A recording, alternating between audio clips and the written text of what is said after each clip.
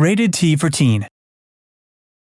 What happens when three evil geniuses and their minions dress up in their finest suits and frocks for a glamorous red carpet event? Well, we judge them, of course, out of 10. What else are we going to do?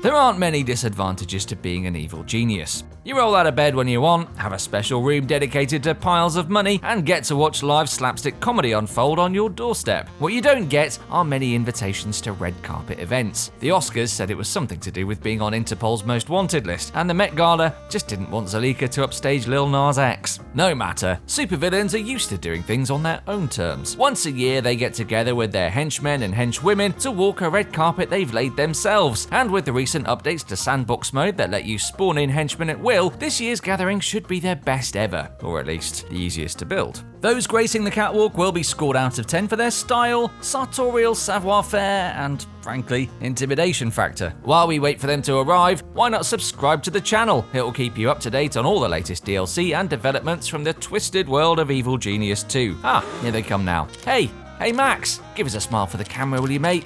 Max, buddy. Huh, I don't think he heard me.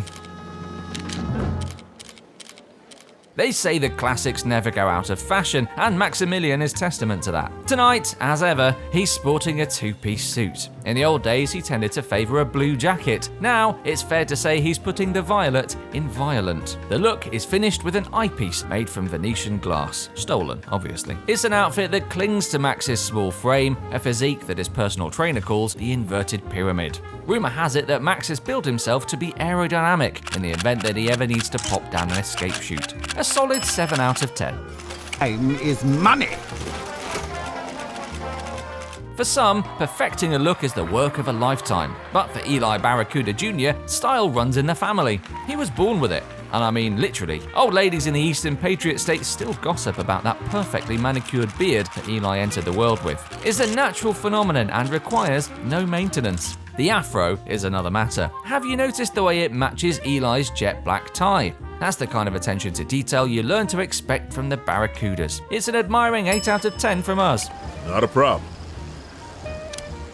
Before making a lateral career move into murder for hire, Fugu Furukawa ran a family sushi house. You can see that origin story all over her dress this evening, from the octopus motif that curls over her shoulders to the chopsticks that hang from her belt. We'd like to say those are purely decorative, but the truth is, Fugu is a habitual poisoner. If she offers you canapes at tonight's party, we strongly suggest that you decline, politely. There's more than enough room for a concealed weapon in that hat after all. For the same reason, we're giving Fugu's outfit a fearful 9 out of 10. Red Ivan's dress sense is what happens when your guiding fashion principle is patriotism, and the country that you're loyal to is one you've invented yourself. As you can see, Ivan's awarded himself a great big gold star made of actual gold. The medals on his chest, meanwhile, were presumably bought from some hard-up veterans on eBay. Bit of trivia for you, those tasseled military shoulder pads are called epaulettes. When in doubt, wear something French. Even the rockets in Ivan's launcher match his one-colour palette, and you have to appreciate that commitment. It's the opposite of classy, but that makes it classless, and isn't that what any good communist wants? It's a Karl Marx 10 out of 10.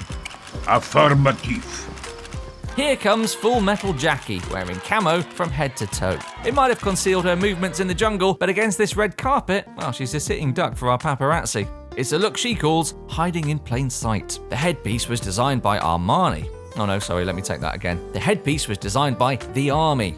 And yes, her lipstick is applied primarily under the eyes. That's not the customary way to do it, but who says American football doesn't have a place in high fashion? Then there's the belt of live ammunition, worn like a sash. Turns out that that's just something Jackie had hanging on the back of her wardrobe at home. It's the sort of item that you have readily on hand when you're an arms dealer, which is what Jackie is. For that minimal effort, she's getting a 4 out of 10. If you want to stand out from the crowd, make sure the crowd you belong to is long dead. That was Incendio's thinking when he decided to become a contemporary icon of Elizabethan dress. If you think the sight of a man wearing a ruff in 2021 is annoying, wait until he starts with the magic tricks. Yep, there he goes, harassing tourists for attention. There'll be a written warning from Max about that tomorrow. You mark my words. Incendio might look like the bard, but his card tricks leave us bored. Give it a rest, Fakespeare. 2 out of 10. At every red carpet event, there's a smartly dressed older man nobody can quite place. He's important, we're sure of that. Isn't he the founder of Instagram? No, that's not it. Maybe he's the lesser-known brother behind an Italian fashion house. Could he be Timothée Chalamet's dad? In truth, this is exactly how Carl Caffard likes it. A master forger and imitator, it's been said that the man has more aliases than socks, and he's wearing 3 pairs of socks tonight. No, the diamond in his cane isn't real, it's a fake. But when the world's foremost experts can't tell the difference, what is real anyway? We're giving Carl a 3 out of 10 for triggering an existential crisis. Knees up, knees up.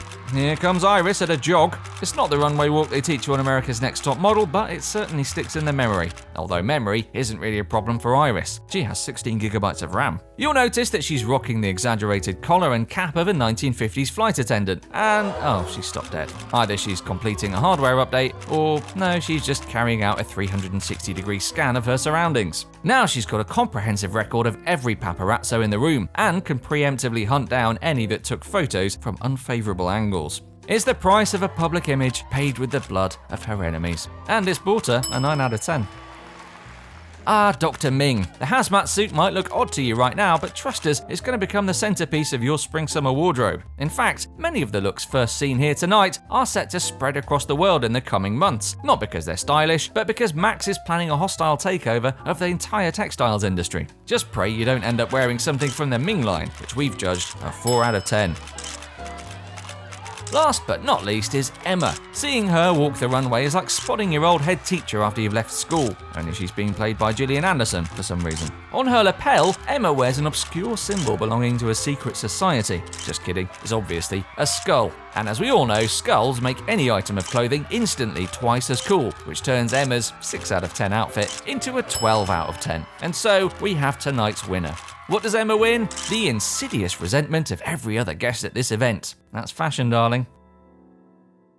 Right, those are tonight's models. Max started the evening with a solid but safe 7 out of 10 ensemble, immediately upstaged by Eli, whose immaculate beard earned him an 8. Fugu basically scared us into a 9, and then we saw red and gave Ivan a 10. Full Metal Jackie's functional 4 out of 10 look didn't convince, but at least she wasn't wearing a bloody Elizabethan ruff. Hey, Incendio. Yep, still a 2 for you. Cal Caffard's Blig was only good enough for a 3, while fearsome death robot I.R.I.S landed a 9. Dr. Ming proved a 4 out of 10 hazmat has-been, and Emma stole the show with a 12. By all means, stay for a while and mingle. Just remember, no canapes. And don't ask anyone who they're wearing, because if you catch them in the wrong mood, they might start wearing you. Should you make it out alive, you can subscribe to Rebellion for more Evil Genius 2 videos. That way you can keep up with the most dangerous people on the planet from a safe distance. Goodbye and good luck.